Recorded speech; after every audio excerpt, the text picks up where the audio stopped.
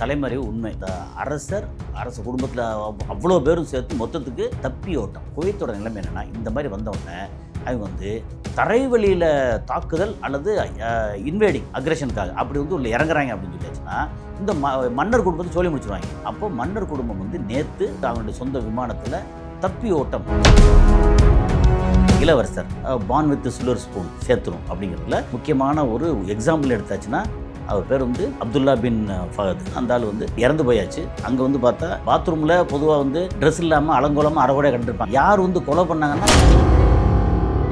கடந்த ஒரு 4 நாளாக குவைத்திலேருந்து அந்த சைடில் பயங்கரமாக அடிச்சுக்கிட்டு இருக்காங்க. ஈரான் ஏரியாவில் ஈரான் வாங்கியிருக்க அடி இருக்குல்ல, கொஞ்சம் நெஞ்சு அடி இல்லை. இது வரைக்கும் அவங்க பயன்படுத்தியிருக்கக்கூடிய குண்டுகளோட எண்ணிக்கை வந்து கிட்டத்தட்ட 14,000 சொல்கிறாங்க. 14,000 குண்டுன்னா என்ன, ஒரு குண்டு என்ன சாதாரண தீபாவளி வெடியா? இவ்வளோ இது. ஆனால் அதையும் மீறி டக்குன்னு வந்து எந்திரிச்சு வந்து திருப்பி அடிக்கிறாங்கன்றதான் அமெரிக்காவிலேயே கணிக்க முடியாத ஒரு விஷயமா இருக்குது. பென்டகன்ல இருந்தே ஒரு மாதிரி என்ன சொல்லியிருக்காங்க, இதே மாதிரி போர் நடந்தா இப்பவே வந்து ஆயுதங்கள் குறைஞ்சு போச்சு, புதுசு ஆயுதம் செய்யறதுக்கு நமக்கு கால அவகாசம் தேவை. அப்படி நடந்துச்சு அப்படின்னா, சைனாவோ ரஷ்யாவோ அமெரிக்காவோட போர் அப்படின்னு வந்தாச்சுன்னா அவங்கள தடுக்க முடியாது. அமெரிக்காவை ரஷ்யா வென்று விடும். ட்ரம்ப் என்ன சொல்லியிருக்காரு, ஒரு 10 நாள் ப்ளீஸ் ஒரு 10 நாள் சீஸ்ஃபயர் கொஞ்சம் கொடுங்க அப்படின்னு கேட்குறாரு. கேட்டோன்னே வேலை வெட்டி இல்லை, உன்னை எப்படியா நம்பி என்ன சீஸ்ஃபயர் கொடுக்குறது அப்படின்னு சீஸ்ஃபயர் கேட்டு முடியவே முடியாதுன்னு சொன்னது இது முதல் முறை. அமெரிக்காவில் வந்து ஆயுதங்கள் குறைஞ்சிருக்கு, ஈரானில் வந்து ஆயுதங்கள் வந்து குறைஞ்சா கூட ஃபில்லப் பண்ணிட்டு இருக்காங்க. அடின்னு எடுத்தீங்கன்னா ஈரான் வந்து பயங்கர அடி வாங்கிருக்கு. இப்போ என்ன போச்சு, பாபல் மந்திப் வந்து சவுதி அரேபியாவுக்கு க்ளோஸ்ட். சவுதி வந்து தத்தளிச்சுட்டு ஃபுல் மூன் சேல் காலை 9 மணியிலிருந்து இரவு 12 மணி வரை ஜூலை 29 ஒரு நாள் மட்டும். மெரிபா பன்னீர் சோடா, ஐ ட்ரஸ்ட் மெரிபா. ஆச்சி மசாலா, எந்த சமையலும் ருசி தேடும் ரகசியம். 20 ரூபாய். ரிஃப்ளெக்ட் வாய்ஸ் நேயர்களுக்கு வணக்கம். இன்றைய சிறப்பு நேர்காணலில் நாம் சந்திக்க இருக்கின்ற சிறப்பு விருந்தினர் உலக செய்தி பகுப்பாய்வாளர் கசாலி அவர்களை வரவேற்று நிகழ்ச்சிக்குள் செல்வோம். சார் வணக்கம். வணக்கம் நாசர். சார், ஈரான் அமெரிக்கா போர் பற்றி நம்ம இந்த போருடைய முதல் போரிலிருந்தே நம்ம தொடர்ச்சியாக பேசிட்டு வரோம். இப்போது இந்த போருடைய கட்டம் 2ஆம் கட்ட போர் தொடங்கி 13 நாட்கள் முடிஞ்சு 14ஆம் நாள் அதோடைய தாக்குதலை நோக்கி போயிட்டுருக்கு.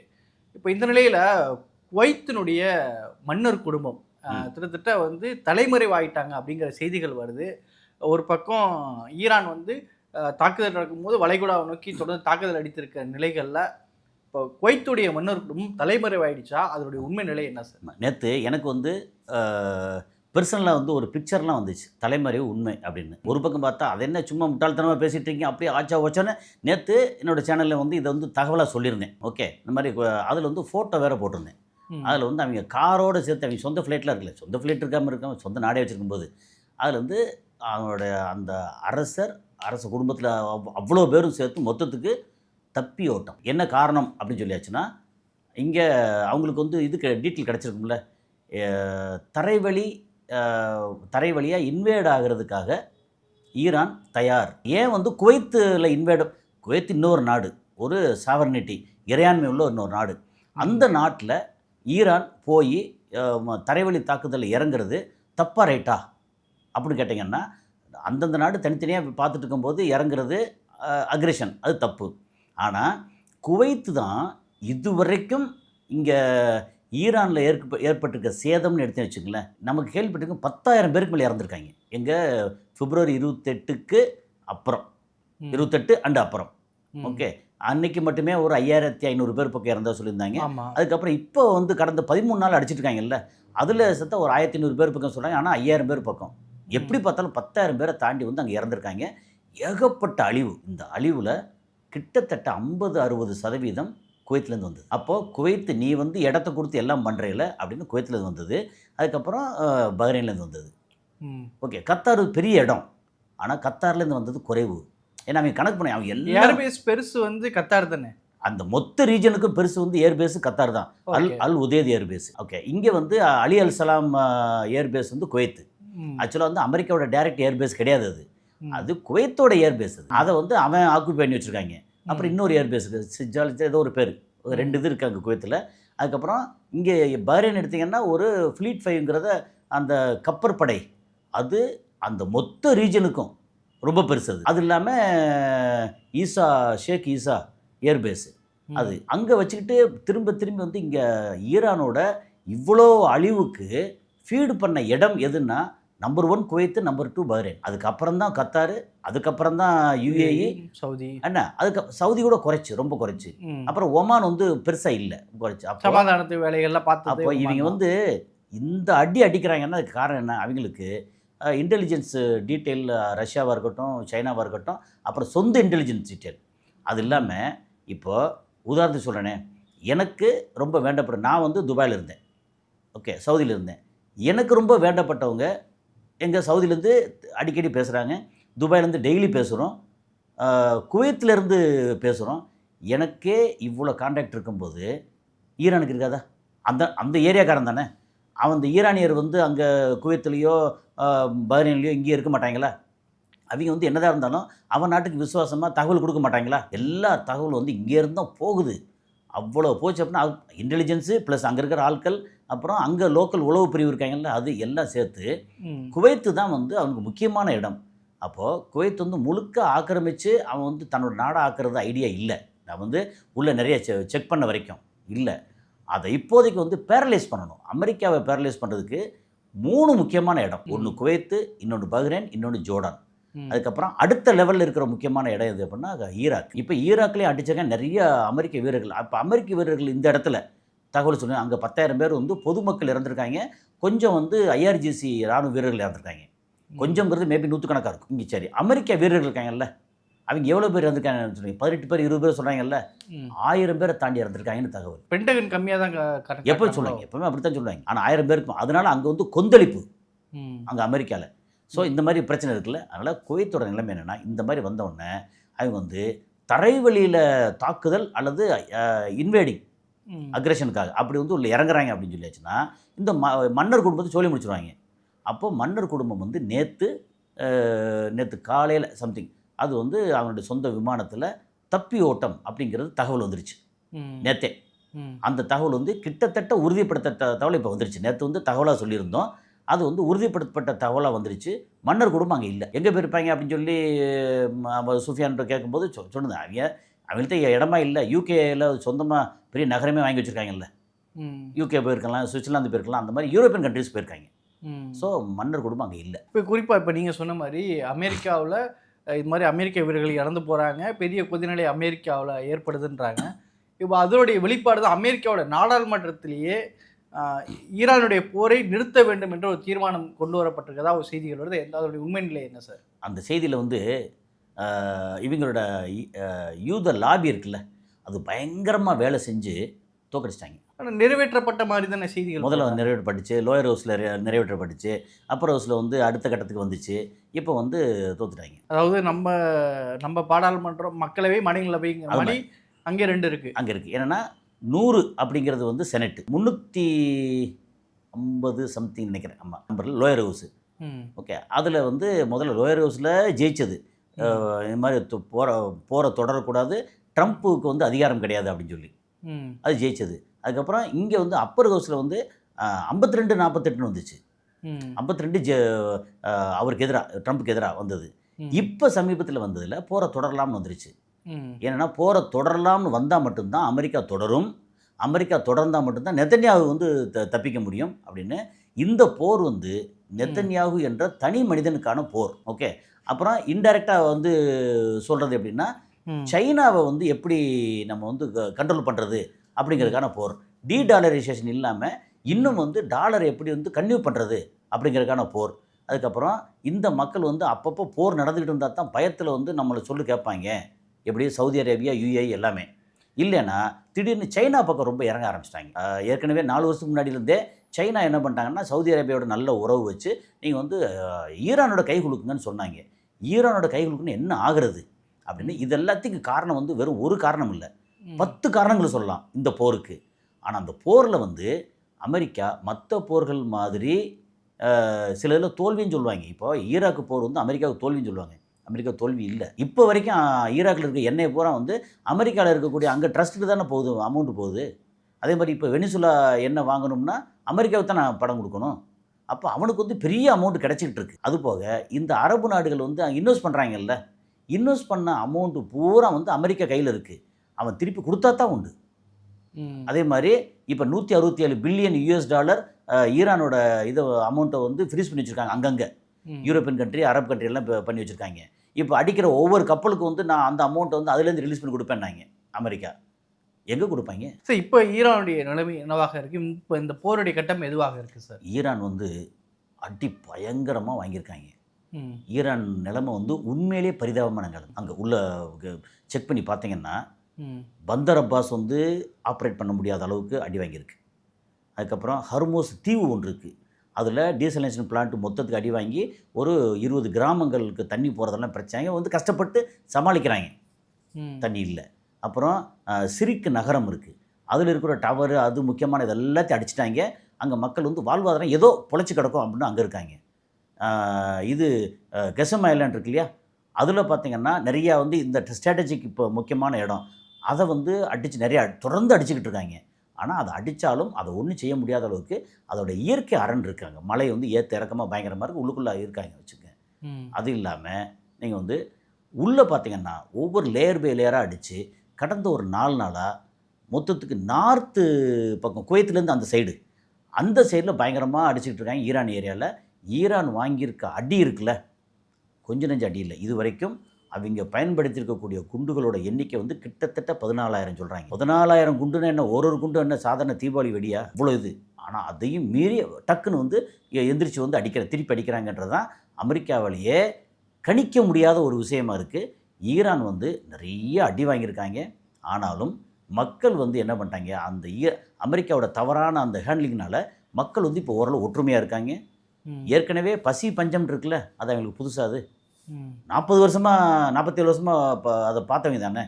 அதனால் பசி பஞ்சம் அவங்களுக்கு புதுசு இல்லை, அடி வாங்கி சாகிறது புதுசு இல்லை. ஏன்னா 80 to 88 இருக்கு இல்லையா, அப்போ வந்து ஈரான் வார்லேயும் நிறைய செத்தாங்கல்ல. ஸோ சண்டையில் சாகிறதும் எங்களுக்கு புதுசு இல்லை.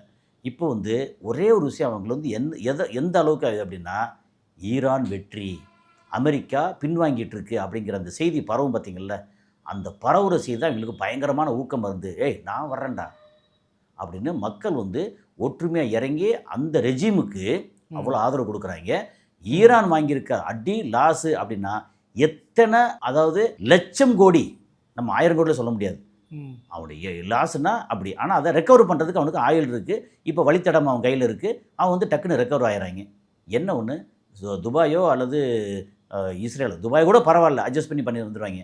இஸ்ரேல் அவன் ரெக்கவர் ஆகிறது தான் கஷ்டம், அந்த அளவுக்கு இருக்குன்னு சொல்லலாம். இப்போது தாக்குதலுங்கிறது ஏன்னா இப்போது ஈரானுக்கு வந்து ரஷ்யாவோ சீனாவோ உதவிகளை செய்யக்கூடாது அப்படின்னு சொல்லிட்டு அமெரிக்கா தரப்பில் ஒரு எச்சரிக்கை கொடுக்கப்பட்டதே தெரியுது.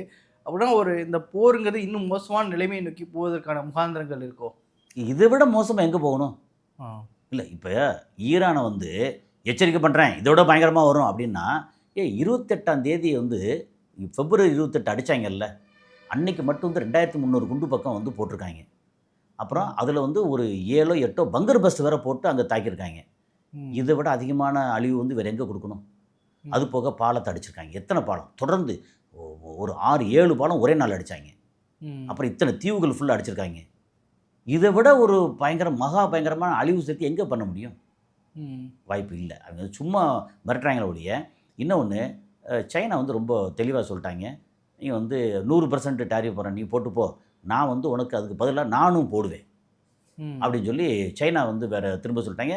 ரஷ்யாவை பற்றி கவலையப்படலை. இப்போ வந்து பார்த்திங்கன்னா அங்கே யுக்ரைன் இருக்குல்ல, அதுக்கு எவ்வளோ எக்கச்சக்கமாக வந்து பொருளாதார ரீதியாக வந்துட்டு இருந்துச்சுல்ல, அதை பூரா அடிக்கிறதுல கடந்த ஒரு வாரத்தில் 19 கப்பல் அடிச்சிட்டாங்க. அப்போது அங்கே அடித்தா அவன் யுக்ரைன் வந்து அவன் ரஷ்யா முடக்க, அமெரிக்கா இஸ்ரேல் வந்து இவங்க முடக்க, சவுதி அரேபியாவை ஹவுதிஸ் முடக்க அப்படின்னு ஒரு மிகப்பெரிய அளவுக்கு நெட்வொர்க்கிங் வேலை செய்யுது. இப்போது முன்னாடி வந்து அமெரிக்கா கையில் 28 நாடாக மொத்தம் அந்த நேட்டோ நாடுகள், ஓகே, அந்த நாடுகள் எல்லாம் சேர்ந்து அமெரிக்கா, நேட்டோ நாடுகள், இஸ்ரேல், ஓகே, இஸ்ரேலில் சேர்ந்து இந்த ஜிசிசி கண்ட்ரி, அது இல்லாமல் நான் ஜிசிசி இருக்கக்கூடிய ஈராக்காக இருக்கட்டும், ஜோர்டானாக இருக்கட்டும், அதுக்கப்புறம் எப்போவுமே மாறி மாறி வாலாட்டக்கூடிய இவங்க துருக்கியாக இருக்கட்டும், எல்லாம் வந்து ஈரானுக்கு எதிராக இருந்தது. இன்றைக்கி நிலம் அப்படி தலைகீழ மாறி இருக்கா, மாதிரி அமெரிக்கா தோல்வி முகம் அப்படின்னு எல்லா இடத்துலையும் சொல்ல ஆரம்பிச்சிட்டாங்க. நீ வந்து போய் என்ன பண்ண அப்படின்னு. அதனால் அமெரிக்காவோட நிலைமை வந்து வீக்காக இருக்குது. அவன் போகிற தொடர்றதுக்கு இப்போ நேற்று நைட்டு அங்கே வந்த தகவல், இன்னைக்கு காலை நமக்கு வந்த தகவல் என்னென்னா, பென்டகன்லேருந்தே ஒரு மாதிரி என்ன சொல்லியிருக்காங்க, அதாவது பட்டும் படாமல் சொல்லியிருக்காங்க, இதே மாதிரி போர் நடந்தால் இப்போவே வந்து ஆயுதங்கள் குறைஞ்சி போச்சு, புதுசாக ஆயுதம் செய்கிறதுக்கு நமக்கு கால அவகாசம் தேவை. அப்படி நடந்துச்சு அப்படின்னா சைனாவோ ரஷ்யாவோ அமெரிக்காவோட போர் அப்படின்னு வந்தாச்சுன்னா அவங்கள தடுக்க முடியாது, அமெரிக்காவை ரஷ்யா வென்று விடும் அப்படின்ற அளவுக்கு ஸ்டேட்மெண்ட் கொடுத்துருக்காங்க. அதனால் என்ன பண்ணிட்டாங்க வந்து இப்போ ஈரானோட போரில் வந்து திடீர்னு ட்ரம்ப் என்ன சொல்லியிருக்காரு, ஒரு 10 நாள் ப்ளீஸ் எக்ஸ்கியூஸ் மீ, ஒரு 10 நாள் சீஸ்ஃபயர் கொஞ்சம் கொடுங்க அப்படின்னு கேட்குறாரு. கேட்டோன்னே போயா வேலை வெட்டி இல்லை, உன்னை எப்படியா நம்பி என்ன சீஸ்ஃபயர் கொடுக்குறது, நீ ஒரு முறையும் சீஸ்ஃபயர்னு சொல்லுவேன், 15 நாள் சீஸ்ஃபயர்னு சொல்லுவேன், அப்புறம் வந்து நீ ஆயுதங்களை கொண்டு வந்து திருப்பி அடிப்ப, அதுக்கா உன்னை நம்பலை, சீஸ்ஃபயர் உங்கள்கிட்ட பேச்சுவார்த்தையே கிடையாது, போர் நிறுத்தங்கிறது கிடையாது, நீ என்ன பண்ணுமோ பண்ணிக்க, நாங்கள் பார்த்துக்குறோம் அப்படின்னு சீஸ்ஃபயர் கேட்டு முடியவே முடியாதுன்னு சொன்னது இது முதல் முறை. இதுக்கு முன்னாடி வந்து முடியாதுன்னு சொல்லுவாங்க, அப்புறம் வந்து பின்னாடி ஆள்வட்டு இஸ்லாமாபாத்து பாகிஸ்தானியோ அல்லது ஓமானியோ அல்லது கத்தார்காரனையோ கூப்பிட்டு அப்புறம் கொஞ்சம் பேசுப்பா அப்படின்னு பேசி வரும். இப்போ வந்து நோ அப்படின்ட்டாங்க. இதுக்கடையில் வந்து நம்ம பாகிஸ்தான்காரர் ரொம்ப பெருசாக ஒரு வேலையை பார்த்தான். என்னென்னா, ஐயா மேதகு ட்ரம்ப் அவர்களே, உங்களுக்கு நாங்கள் வந்து இப்படி எல்லா வேலையெல்லாம் பார்த்தோம், அதனால் இது எங்களுக்கு வந்து இவ்வளோ செலவாயிருக்கு, ஒரு $10 பில்லியன் எங்களுக்கு அனுப்பிச்சி விடுங்க அப்படின்னு இன்வெஸ்ட் போட்டிருக்காங்க. தெரியுமா உங்களுக்கு? அமெரிக்காவுக்கு இன்வெஸ்ட் போட்டிருக்கான் $10 பில்லியன். 1 லட்சம் கோடியா 10 பில்லியன்? 1 லட்சம் கோடி அவன் கேட்டிருக்கான். அப்படி கொடுக்கலன்னா அவங்க கையில் வந்து எல்லா ஆயுதமும் இருக்குது, டக்குன்னு வந்து மாற்றி கொடுப்பான். அப்போ வந்து டக்குன்னு அவன் தலைகளை மாறிடுவானே. இந்தியா வாழ்கன்னு சொன்னான்னு சொல்லிடுவானே அவன். அவனுக்கு என்ன இருக்குது, பணம் வேணும். அமெரிக்கா கொடுக்கலையா, சைனா கொடுக்குது, சைனா வந்து எப்போ கொஞ்சம் இந்தியா வாழ்கன்னு சொல்லுப்பா அப்படின்னு இந்தியா வாழ்கன்னு சொல்லிட்டு போகிறாங்க. இந்தியாவை என்ன சொல்லுவோம் வந்து, எப்போ நமக்கு அமெரிக்கா இது இல்லை, நமக்கு வந்து தந்தை நாடு வந்து இஸ்ரேல் இல்லை, நாங்கள் வந்து அந்த ஆதி காலத்துலேருந்தே ஈரானோட அவ்வளோ நெருக்கமாக இருக்கும் அப்படின்னு ஸ்டேட்மெண்ட்டை மாற்றி விட்டா சரியாக போச்சு. அந்த மாதிரி இருக்குது அமெரிக்கா நிலைமை. வந்து அமெரிக்காவில் வந்து ஆயுதங்கள் குறைஞ்சிருக்கு, ஈரானில் வந்து ஆயுதங்கள் வந்து குறைஞ்சா கூட ஃபில்லப் பண்ணிட்டு இருக்காங்க. ஆனால் அடின்னு எடுத்தீங்கன்னா ஈரான் வந்து பயங்கர அடி வாங்கியிருக்கு. சவுதி அரேபியா இப்போ அடி வாங்கிட்டு இருக்கு. யுஏஇ நிலைமை என்னவாக இருக்குது சார்? யுஏஇ வந்து பரிதாபமான நிலைமை இருக்குது. என்னென்னா, இப்போ ஒரு ஒரு ஒரு விஷயம் என்னன்னா, நம்ம கேள்விப்படும்போது இப்போ ஹர்மோஸ் வந்து கிட்டத்தட்ட பல மாதங்கள் அடைச்சிட்டாங்க. இடையில வந்து ஒரு 1.5 மாதமோ 2 மாதத்துக்குள்ள தான் திறந்துருந்துச்சு. அது ஆல்ட்ரு பாதைகளில் ஃபுஜரா மூலியமாக போடுற மாதிரி சில பேச்சுவார்த்தை. ஃபுஜரா வந்து பண்ண முடியல, அடிச்சிட்டாங்கல்ல. அதனால் ஃபுஜரா இதுவே வந்து பிரச்சனையில் நிற்குது. ஆனால் வருது, கொஞ்சம் வருது, அப்படின்லாம் ரொம்ப மோசமாக இல்லை. அதாவது 100 கப்பல் வந்த இடத்துல 5 கப்பல் 10 கப்பல் வந்து எப்படி பத்தும்? ஓகே. இப்போ என்னென்னா, உதாரணத்துக்கு டெய்லி குவைத்துக்கு, ஓகே, இங்கே யான்பு இந்த கடந்த இந்த ஹர்மோஸ் க்ளோஸ் பண்ணதில் அதிகமான லாபம் பார்த்தது வந்து சவுதி அரேபியா. ஏன்னா அந்த இது பாபல் மந்திப் வழியே வந்து செங்கடலில் அவனோட சீ போர்ட் இருக்கு இல்லையா, அங்கே வந்து இறங்கின கண்டெய்னரில் குவைத்துக்கு மட்டும் டெய்லி 900 கண்டெய்னர் வந்து வெஜிடபிள்ஸ்லேருந்து எல்லா ஐட்டங்களும், கமர்ஷியல் ஐட்டங்கள் எல்லாம் வந்து ரோடு வழியாக போனது. ஏன்னா குவைத்துக்கு அங்கேருந்து ஹர்மோஸ்லேயே போக முடியாதுல்ல. இப்போ என்ன போச்சு, பாபல் மந்திப் வந்து சவுதி அரேபியாவுக்கு க்ளோஸ்ட். சவுதி வந்து தத்தளிச்சுக்கிட்டு இருக்காங்க. இன்னொரு பக்கம் சவுதியோட இளவரசர் ஒரு கடந்த ஆண்டு இறந்து போனார்னு நினைக்கிறேன். ஆமாம், கடந்த இறந்து போனார்னு நினைக்கிறேன். அதை பற்றி ரிப்போர்ட்ஸ் சில விஷயங்கள் வந்திருக்கு. அவர் தற்கொலை செஞ்சுக்கிட்டாரு, இல்லைன்னா அவர் இறப்பு வந்து ஒரு மர்மம் அப்படிங்கிற மிஸ்ட்ரியெல்லாம் வந்துருந்துச்சு. கழிவறையில் இருந்தார் அப்படின்ற மாதிரி தான் போட்டிருந்தாங்க. இப்போது அந்த இறப்பு பற்றிய செய்திகள்லாம் என்ன சார்? சரி, போன நவம்பரில் வந்து இறந்துட்டார். எங்கே? சவுதியில் இல்லை, யூகேல. ஓகே, அங்கே வந்து யூகேல வந்து சொந்த பேலஸ் இதெல்லாம் இருக்குது அவங்களுக்கு. ஆனால் ஒரு ஹோட்டலில், அவங்களுக்கு வந்து ஹோட்டல் நிரந்தரமாக ரூம்லாம் புக் பண்ணி வச்சுருப்பாங்களே, அந்த மாதிரி ஹோட்டலில் என்னென்னா, அந்த ஆளுக்கு வந்து வயசு வந்து ஒரு 30க்குள்ளே, 29 வயசு தான். 29. ஆமாம் ஆமாம், இளவரசர். ஓகே. ஆனால் என்னென்னா, பான் வித் சில்வர் ஸ்பூன், எந்த விதமான இதுவும் கிடையாது, அவ்வளோ செல்வாக்கு, அவ்வளோ செல்வம் அப்படின்னு வரும்போது என்ன ஆகும்னா, கொஞ்சம் தவறான பழக்க வழக்கம் வரும்ல. சரக்கு பொருள்லாம் ஓகே, போதைப் பொருள், அதில் போதைப் பொருளில் வந்து திளைத்த ஆள், அதாவது பெண்கள் விஷயம் அப்படின்னா அது ஒரு வகையான தவறு. போதைப் பொருள் வந்து மீள முடியாத ஒரு துயரத்துக்கு போய் சேர்த்துரும் அப்படிங்கிறதுல முக்கியமான ஒரு எக்ஸாம்பிள் எடுத்தாச்சுன்னா, அவர் பேர் வந்து ஐ திங்க் அப்துல்லா பின் ஃபஹத்.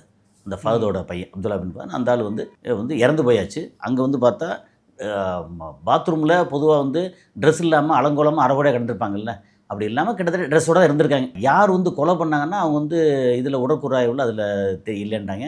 அப்புறம் தற்கொலை பண்ண மாதிரியும் தெரியல அப்படின்ட்டாங்க. தற்கொலை பண்ணால் வேறு விஷப்பாட்டில் அது இது எதாவது இருக்குன்னு, அதுவும் இல்லை, தற்கொலை இல்லை, எதுவும் இல்லை. இப்போ தான் வந்து சமீபத்தில் அந்த ரிசல்ட் வந்திருக்கு. அவர் வந்து போதை பயன்படுத்தினதுனால அவருக்கு மரணம் ஏற்பட்டிருக்கு. அங்கே பெரிய அந்த அரச குடும்பம் இருக்குல்ல, அது விதிவிலக்கு இல்லை. ஏன்னா அவங்களுக்கு வேற எந்த கவலையும் இல்லையே, வருது காசு கிடைக்கு, நினச்சதெல்லாம் அடைய முடியும் அப்படிங்கிறதுல போதை. அந்த போதை வந்து தலைக்கு ஏறி அப்புறம் உடல் உறுப்புகள்லாம் ஒரு மாதிரி ஆறி, அது வயசு என்ன 29 வயசில் வந்து அவன் எல்லாத்தையும் ஆண்டு அனுபவித்து செத்து போயிட்டான். அதனால் அந்த மூதேவியை பற்றி பேசுகிறதுக்கு ஒன்றும் இல்லை. சரிங்க சார், பல்வேறு விஷயங்களை பகிர்ந்துட்டீங்க, கருத்துக்கு நடத்தி நன்றி. ஃபுல் மூன் சேல் காலை 9 மணியிலிருந்து இரவு 12 மணி வரை ஜூலை 29 ஒரு நாள் மட்டும். மெரிபா பன்னீர் சோடா, ஐ ட்ரஸ்ட் மெரிபா. ஆச்சி மசாலா எந்த சமையலும் ருசி தேடும் ரகசியம் 20 ரூபாய்.